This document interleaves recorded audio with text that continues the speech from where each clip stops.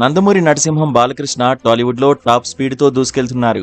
ఒకప్పుడు ఫ్లాపులతో సతమతమైన బాలయ్య కెరీర్ను 2021లో వచ్చిన అఖండ చిత్రం పూర్తిగా మార్చేసింది.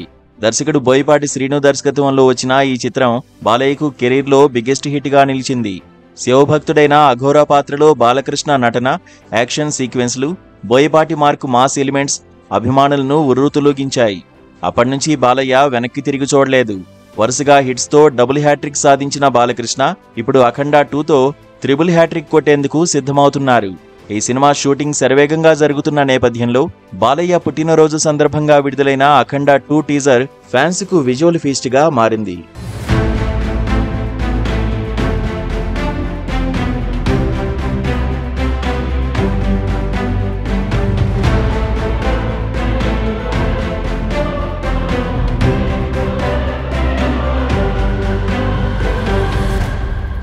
అఖండ 2 తాండవం సినిమా షూటింగ్ మహాకుంభమేళా నేపథ్యంలో ప్రారంభమై హిమాలయాల్లో కంటిన్యూ చేశారు.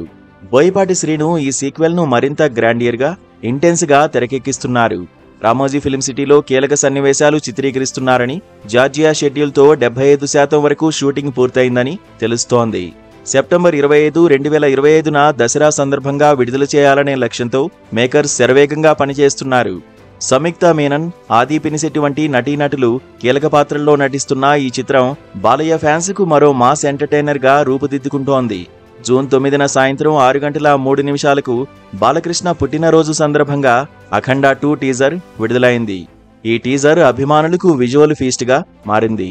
శివుని తాండవం నేపథ్యంలో బాలయ్య ఇంటెన్స్ అఘోరా లుక్, శక్తివంతమైన డైలాగులు, తమన్ రూపొందించిన థ్రిల్లింగ్ బ్యాక్గ్రౌండ్ స్కోర్ అభిమానులను ఉర్రూతలూగించాయి.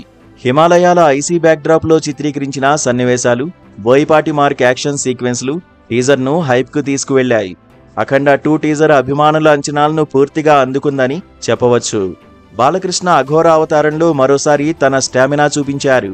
టీజర్లోని పవర్ఫుల్ డైలాగులు, శివుడు తాండవం నేపథ్యం, భారీ యాక్షన్ బ్లాక్స్ ఫ్యాన్స్ కు కసి తెప్పించాయి. తమన్ బ్యాక్గ్రౌండ్ మ్యూజిక్ టీజర్ను దద్దరిల్లేలా చేసింది.